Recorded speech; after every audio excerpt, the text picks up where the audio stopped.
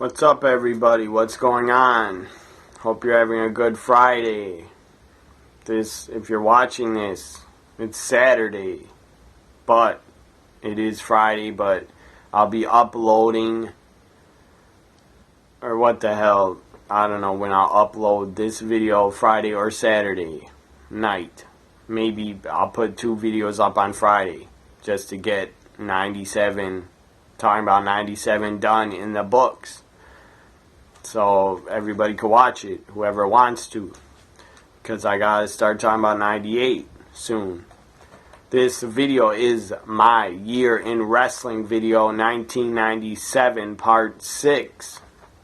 I'm gonna kick it off talking about WWF In Your House Bad Blood pay-per-view.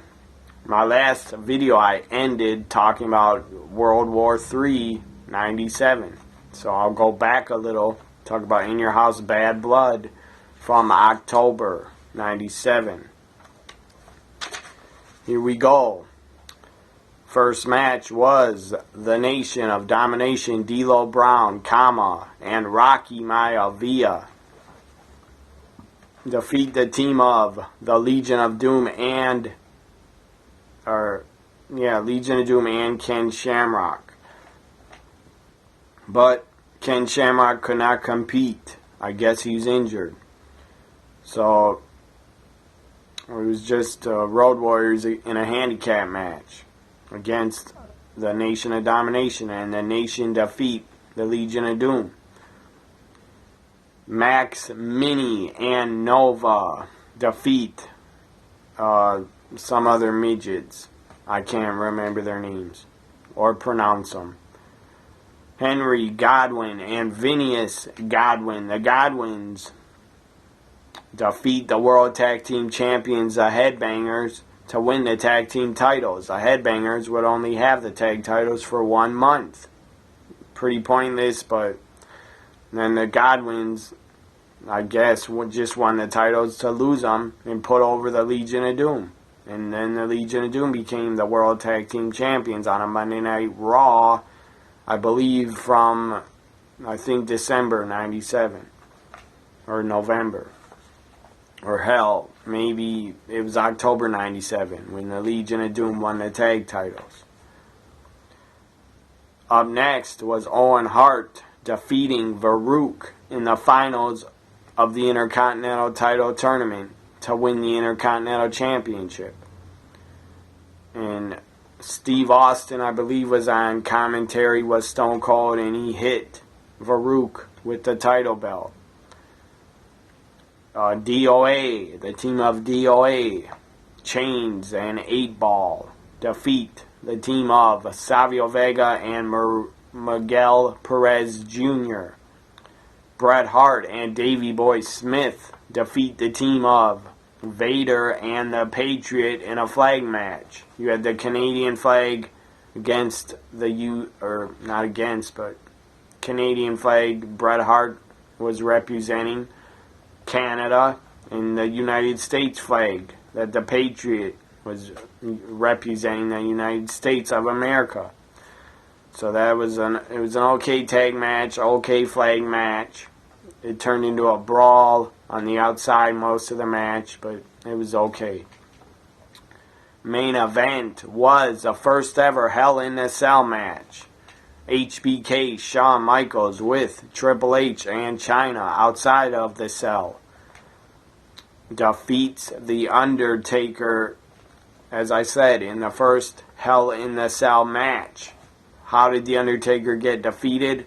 Well, we saw the debut, finally, of this guy named Kane that Paul Bearer kept talking about. Kane debuts at Bad Blood, rips the door off of the cell. That was awesome. Great start to Kane's career, playing the Kane gimmick and character. So Kane rips the door off the cage. That just made him look like a monster. That was awesome. And then he gets in the ring. Before he gets in the ring, and he came out, and the fire went off by the entranceway before his music hit. you had Vince McMahon on commentary.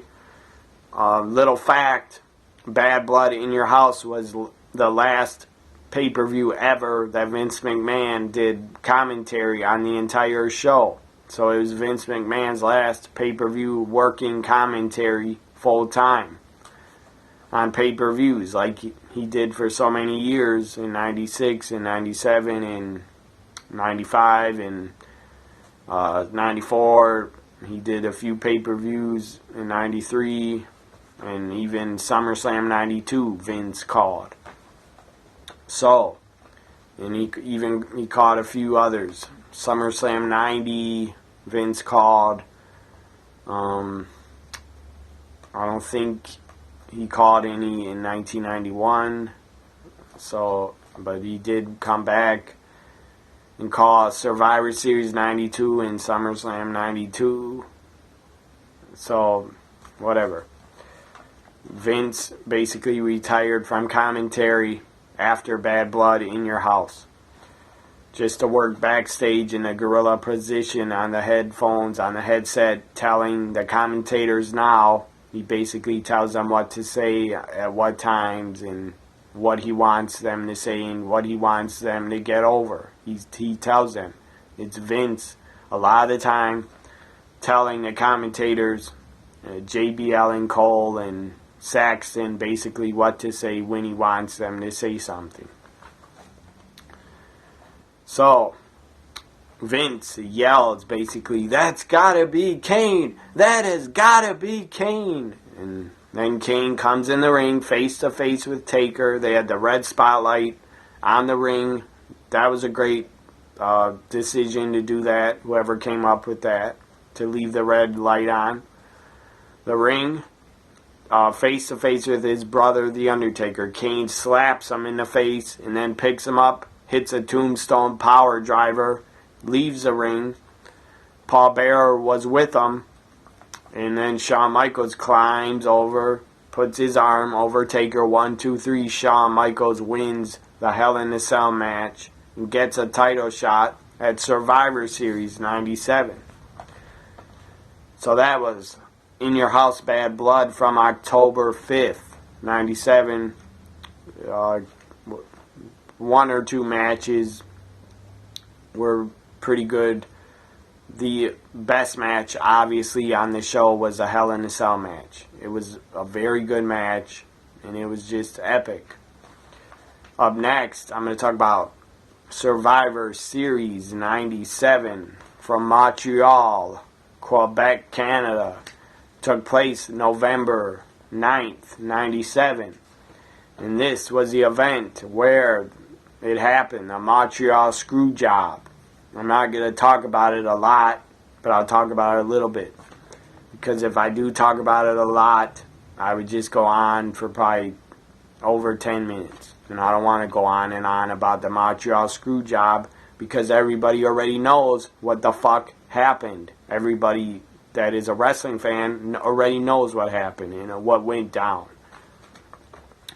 And if you don't know what went down, watch the Bret Hart documentary, Wrestling with Shadows. That will tell you everything you need to know about the Montreal Screwjob.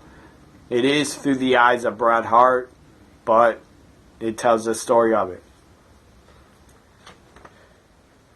And Bret, in it, does try to blame WWF and paint them as the bad guy.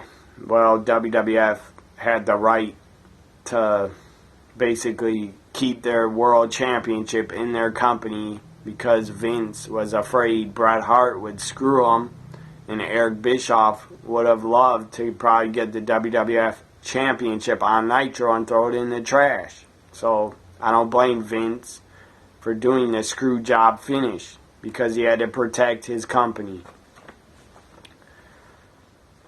First match in Survivor Series 97 was a Survivor Series tag team elimination match. The Godwins and Billy Gunn and Jesse James defeated the team of the Headbangers and the Blackjacks. I don't know why the Blackjacks were still teaming up. It was Barry Windham and JBL. Their team was really lame and really out of date. and it just did not fit well in the Attitude Era. So the Godwins and the New Age Outlaws defeat the Headbangers and the Blackjacks. Up next, the team of the four-man Truth Commission, Kurgan, Recon, I believe that the other guy's name was Sniper, and I don't remember the other dude's name. Recon, Sniper, Kurgan. One of the other guys was Bull Buchanan, but I don't remember his name. I don't remember his name. Anyways, they were a four-man group, the Truth Commission, and they did not even last long in the WWF as a group. They were gone and broken up within 2 or 3 months after Survivor Series 97. Because Kurgan would go on to be a singles wrestler in the Royal Rumble 98. So the Truth Commission was a failed group, failed faction, definitely. The Truth Commission defeats the 4 members of the DOA. Up next, Jim Neidhart, Davey Boy Smith, and Doug Furnace and Philip Lathan. They are representing Canada in this Survivor Series elimination match. They took on the team of Goldust, Vader, Steve Blackman, and Mark Merrill.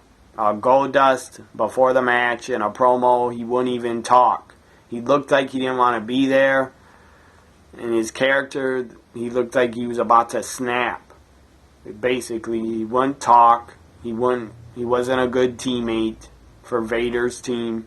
I believe he had black face paint, and he had, I believe, white paint painted on his face that said "F-U." So that was the Goldust character at the time. He was angry, and he wouldn't talk. And he probably snapped inside, and he did snap. In January 98, it was ridiculous. Or December 97, Goldust came out dressed as Sable, dressed as Sable, had a thong on Raw. Nobody needed to see that or wanted to see Goldust in a goddamn thong, but it happened. And he was dressed as a woman playing the part of Sable. He had lingerie on, and it was just god awful, and I'm not gonna say disgusting, but it was shocking, and it was stupid, and I'm sure WWF did it, or whoever the fuck came up with the idea, probably Vince Russo. They did it, this gimmick with Goldust dressing outrageous, trying to shock people, just to shock people because it was the Attitude Era. And it was just stupid to just try to shock people just to shock them. It was dumb. And then they even changed his name, started calling Goldust the Artist, formerly known as Goldust. And he was dressing with gag balls in his mouth, and he was dressed in I apologize. Goddamn cat is trying to lay on this thing. I gotta get up. Can't be up there. Cat is trying to lay on the goddamn thing where I have my camera. Now, back to Survivor Series 97. Hold on for a minute.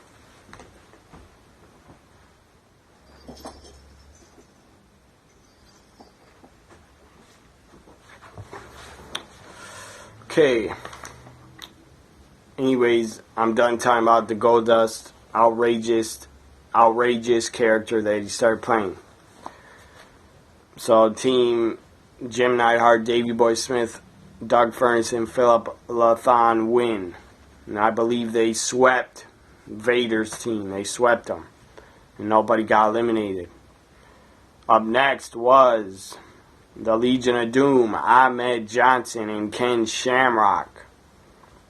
in another Survivor Series elimination match, defeating the Nation of Domination. And this was, you have 3 singles matches coming up. No more elimination matches. Kane defeated Mankind, and this entire match was pretty odd. They had the red light on the ring the entire match. That was annoying, but it stayed on the entire match. And Kane gets his first victory in his WWF pay-per-view wrestling debut.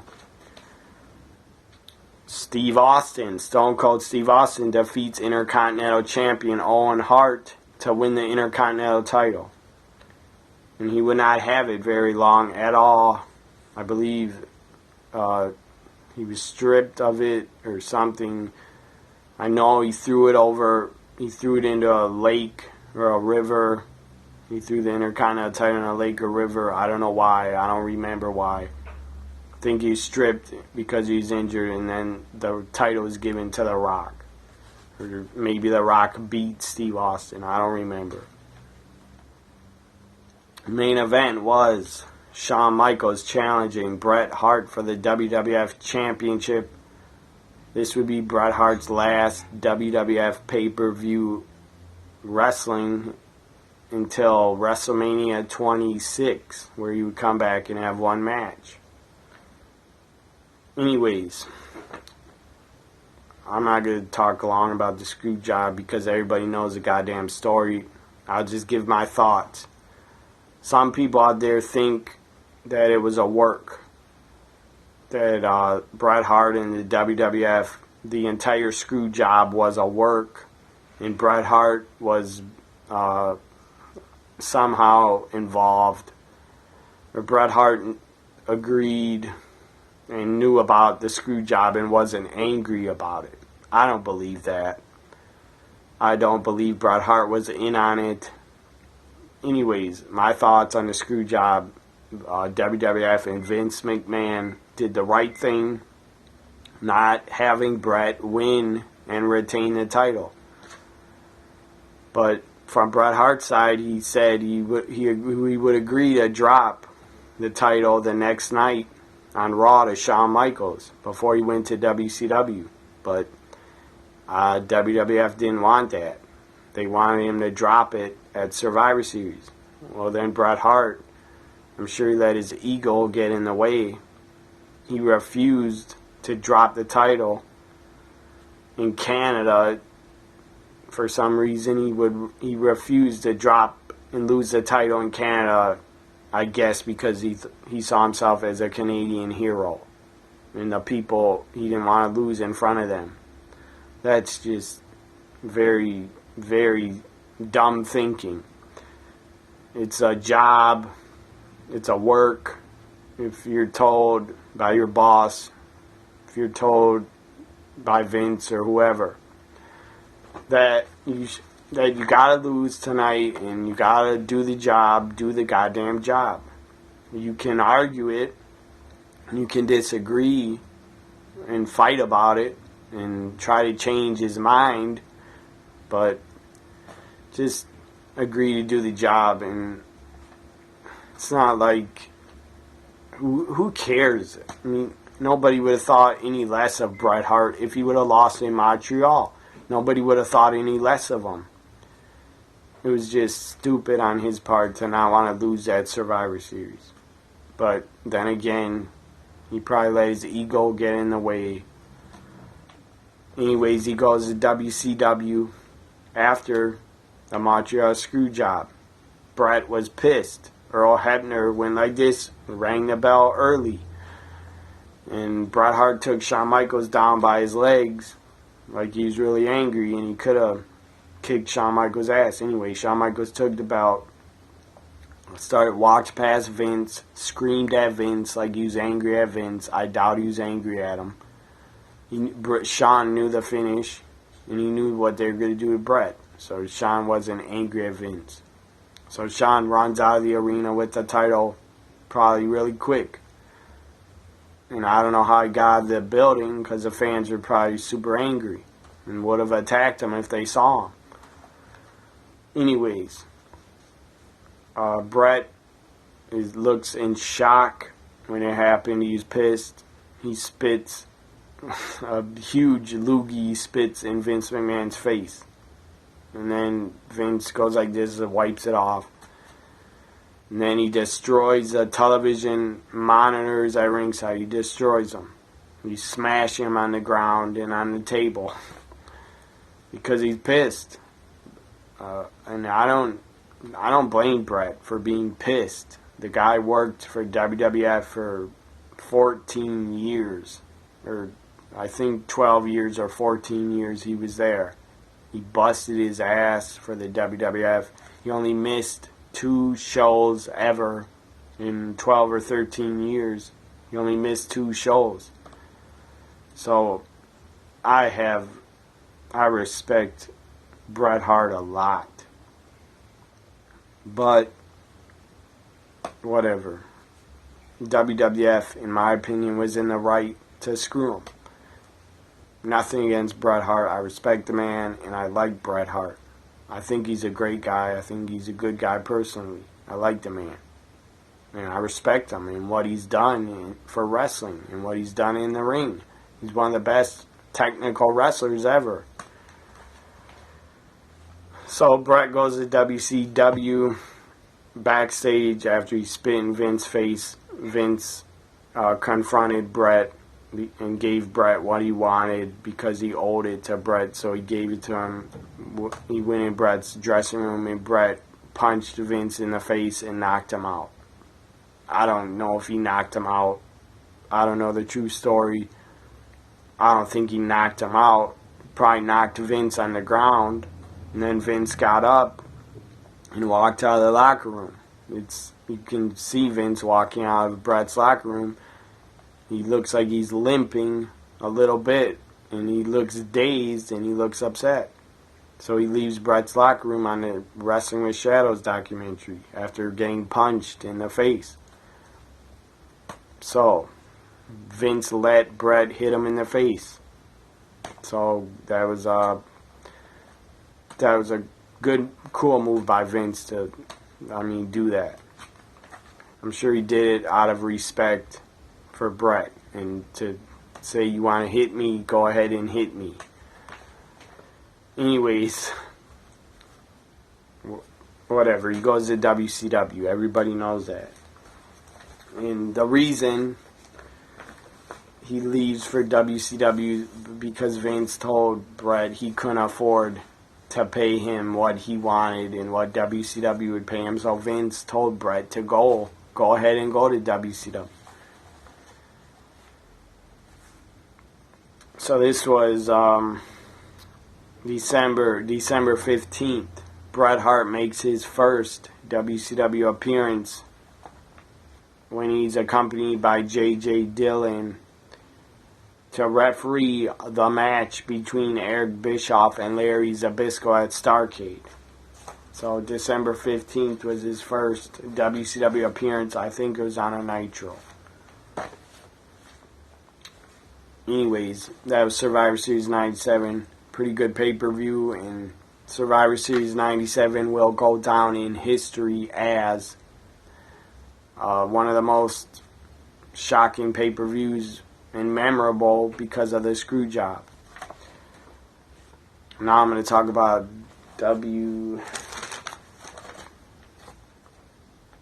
I'll talk about ECW. November to Remember 1997 pay-per-view.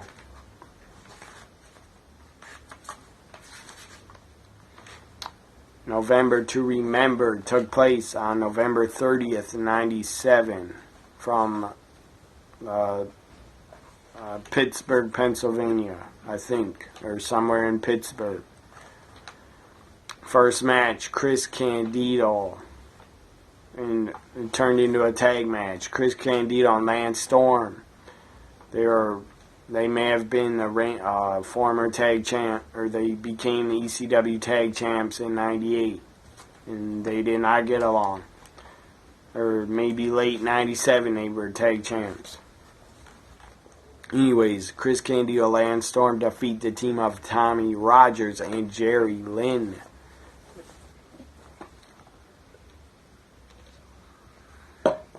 And now, I feel like I'm losing my voice. So I'm going to go quick here. And Tommy Rogers, some people don't know who he was. He was a member of the tag team, the Fantastics, from the late 80s. They worked in the NWA and in Memphis. And Tommy Rogers, I believe, like 2, 3, 4 months ago, he just passed away. I believe he committed suicide. So, very tragic. I was never a fan of Tommy Rogers, but it's sad he committed suicide. Mikey Whipwreck up next. Mikey Whipwreck defeated Just Incredible. This was a pretty good match. I enjoyed it. TV champion Taz defeated and absolutely destroyed Pitbull number 2.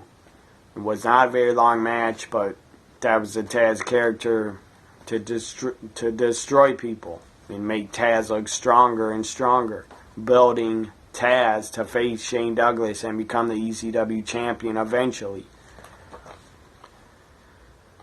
Up next, tag team champions, the FBI, Tracy Smothers and Little Guido, win a 4-way dance. And I believe it is a death match, 4-way death match, where ECW called it the 4-way dance of death. It was FBI defeating the team of New Jack and Cronus. They were called the Gangstanators because the gangsters broke up and were not around anymore. Mustafa left ECW for some reason, I don't know why. And John Cronus, Perry Saturn left him, went to WCW with Raven. So they were called the Gangstanators. New Jack and Cronus taking on the team of Bubba Ray and Devon Dudley and the team of Axelrod and Boz Mahoney. This match was what ECW was. It was violence, and I thought it was entertaining. I enjoyed it. I enjoyed all the weapons. In a lot of the matches, I enjoyed the violence. And I enjoyed the ECW extreme hardcore style that they did to perfection. So I enjoyed this 4-way tag team match. Had a lot of weapons in it. Someone got a guitar smashed over their head. You had Cronus hit a 450 splash. That was impressive. And it just was a classic ECW hardcore match. It was. And the tag champs, the FBI, retained. Up next was Tommy Dreamer versus Rob Van Dam in a ECW flag versus WWF flag match. The winner got to raise their flag out of respect or whatever, out of honor. And Tommy Dreamer was fighting for ECW. He was Mr. ECW. He had offers from WCW and Eric Bischoff to go there in 94 or 95, and he turned them down because he was ECW for life. And during this match, you had a lot of interference, but I thought it was entertaining. It went on a bit too long, but you had interference from Bill Alfonso, and then you had interference from Beulah where she low-blowed Bill Alfonso, and I think DDT'd him. That was entertaining. And then you had referees getting DDT'd and attacked. This crooked referee, Jeff Jones, he wasn't a judge yet. He was Judge Jeff Jones when he was Mike Awesome's manager. Jeff Jones, a crooked ECW heel referee, got involved. I believe he got taken out by one of the ECW referees. And then you had Sabu come out, help Rob Van Dam, and then you had Stevie Richards come back and return to ECW. Stevie Richards went to WCW with Raven, and on November 30th, weeks after announcing his retirement from wrestling and his intentions to start a video game business, Stevie Richards returns to ECW on November to remember ECW's third pay-per-view event ever. So Stevie Richards is back, and he super kicks Tommy Dreamer, I believe, and the crowd is booing him and giving him this because they are angry at him for leaving ECW. And I believe they start chanting at Stevie Richards, "You sold out, you sold out." And I believe that chant even started in ECW. Because a lot of times the fans would control the show and just, if they didn't like a match, they would chant and start chant, and the chants were pretty damn entertaining. Even when guys would mess up spots and mess up moves and spots and botch stuff in ECW, the crowd would chant, "You fucked up, you fucked up, you fucked up." I thought that was always funny, but I'm sure the talent didn't like it.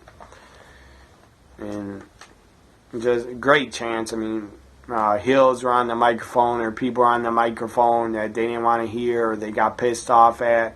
They would chant, "You shut the fuck up," and then clap, clap, clap, "Shut the fuck up." Just entertaining chants like that were started in ECW. They would chant at Francine, "You got herpes," and then clap, clap, "You got herpes." And that little Guido, they chant, "Where's my pizza? Where's my pizza?" At Justin Incredible, they chant, "Justin, asshole, Justin, asshole," and just funny chants like that. And at Francine and Sonny, Tammy, Lynn Sitch, they chant, "Show your tits, show your tits," stuff like that. And I'm sure ECW, the fan base, I'm sure was 99.9% men. It was 99.9% males that watched it. And Paul Heyman knew that, and he gave everybody what they wanted to see. He gave them Francine and other. He gave not other smoking hot managers, but a couple. Gorgeous George came into ECW in 2000. She was still pretty hot looking at the time she came in. So Paul Heyman was giving the fans what they wanted to see. Sex sells, and he was giving it to them.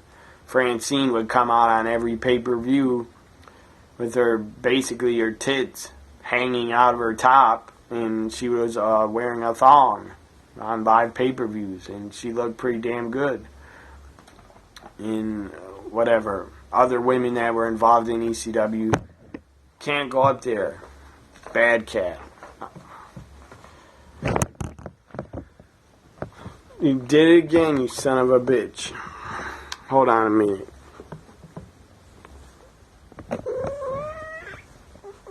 Can't be up here. See this? Naughty. You're a naughty, naughty, naughty cat. You're a naughty cat. He's trying to lay down behind my video camera so he'll knock it over on the ground. And I can't have that happen. And you're a naughty SOB. You're a wildcat. Gotta go to the other room. I'll be back.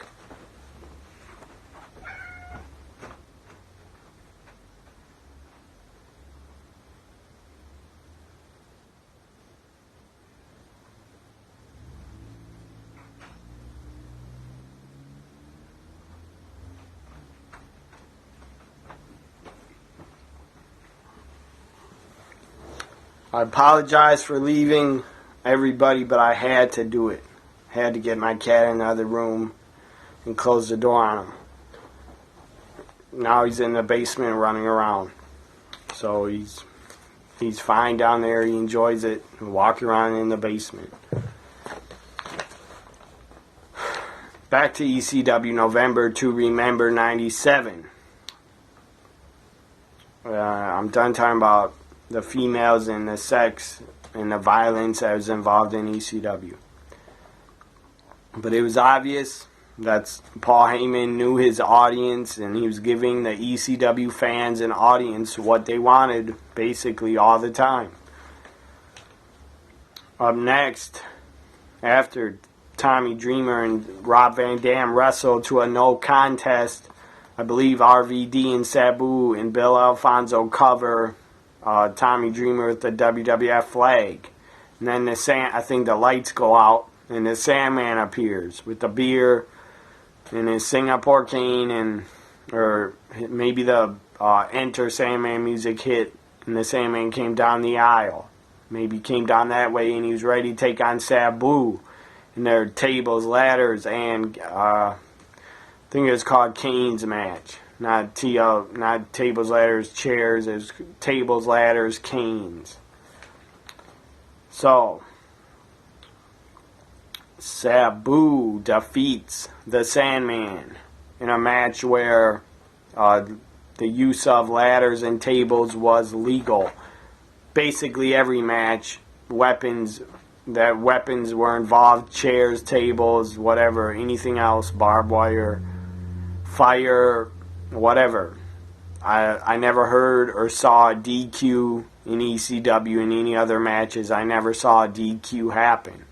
So every match, all the weapons were always legal because there was never any DQs in ECW. And I've seen ECW, I've seen the entire history, I've watched it. All their TV shows I've seen from 93, 94, 95, 6, 7, 8, 9, 2000. I've seen every ECW show. I've seen all their pay-per-views. I've seen all their ECW TV shows, except a couple months I missed in 2000.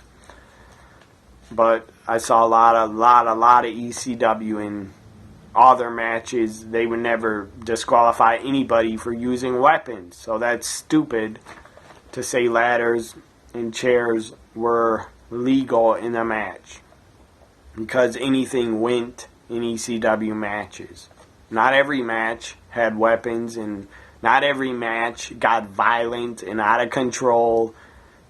And if you think every match was just hardcore, extreme weapons and blood and guts filled, you are wrong. Because ECW put on a lot of great wrestling. And yes, ECW was a violent product. Deal with it. That's what it was. That's how it started. In 93 and 94 and 95, it was violence. But in 95, you also got good wrestling. In 96, they even put on some good matches for the TV title. And every year, ECW put on some good wrestling. But they also had violence.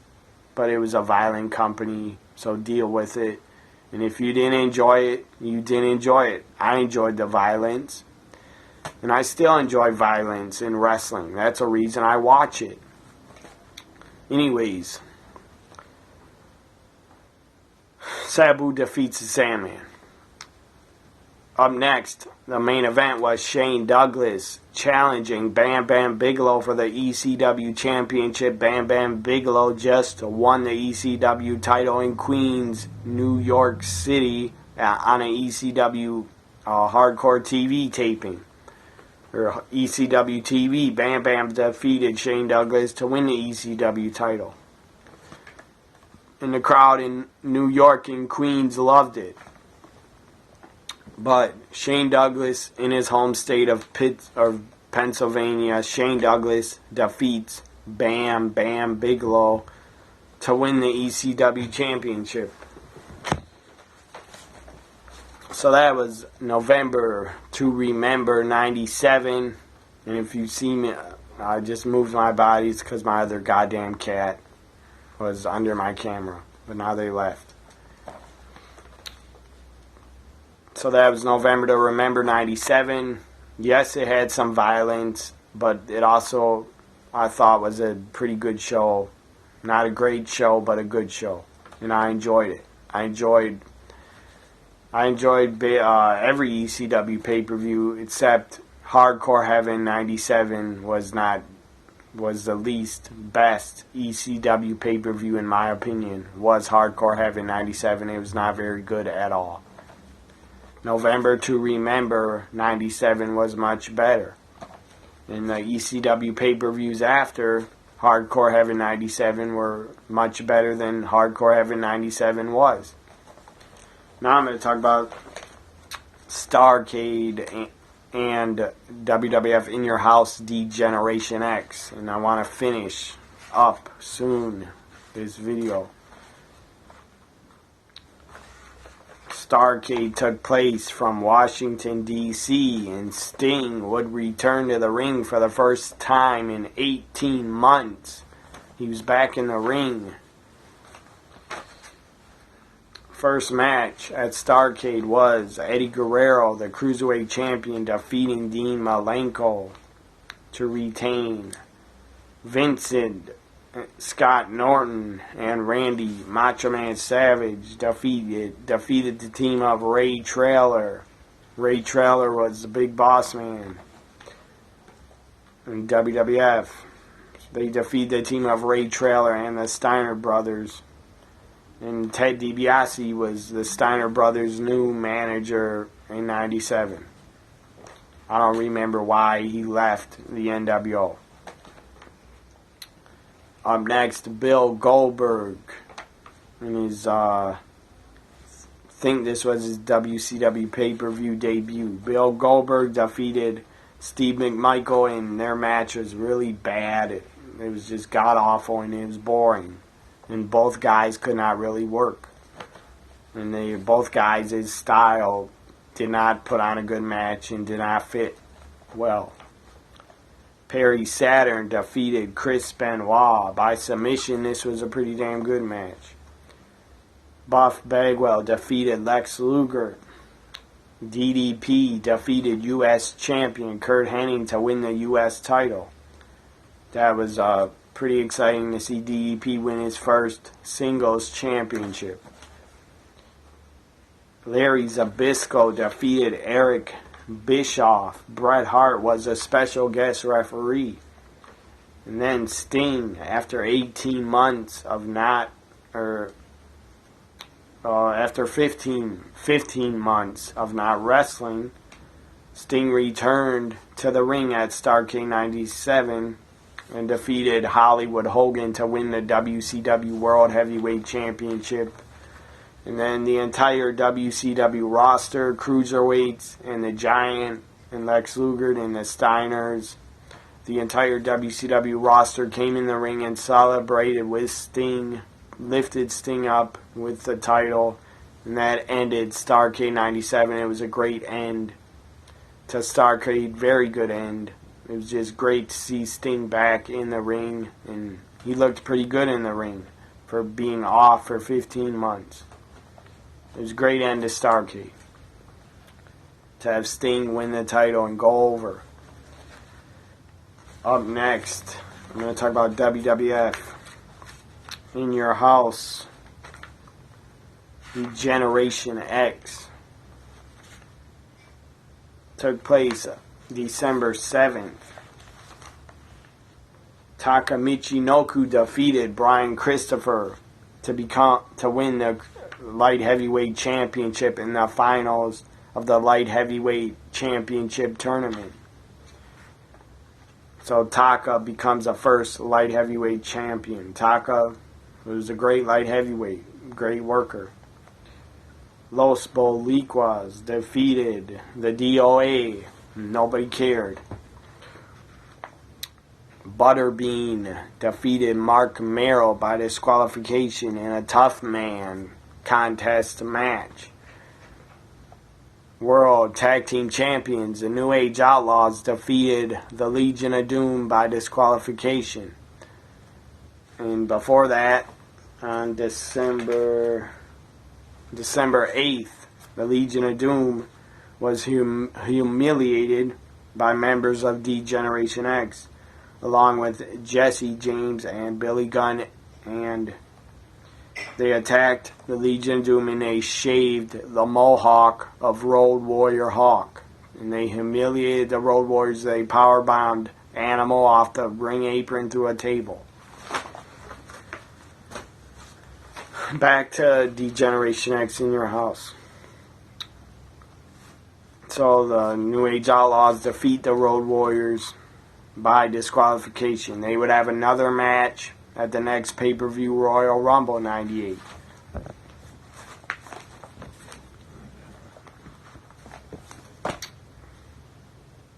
What the hell? Up next, Hunter Hearst Helmsley defeated Sergeant Slaughter in a boot camp match. Kane Jeff Jarrett defeated The Undertaker when Kane interfered. I don't remember that match at all happening between Jarrett and Undertaker. Intercontinental Champion Stone Cold Steve Austin defeated Rocky Maivia. Ken Shamrock. In the main event, Ken Shamrock challenged World Champion Shawn Michaels for the WWF Championship. Ken Shamrock defeats Shawn Michaels by disqualification. That was in your house. Degeneration X. This was the Year in Wrestling 1997, Part 6. This ends me talking about 97. I'll talk about and put out my first 98 video. I don't know when. Maybe Sunday night, or maybe I'll put it up on Monday. Anyways, I hope you enjoyed my Year in Wrestling videos on 1997. Bye for now.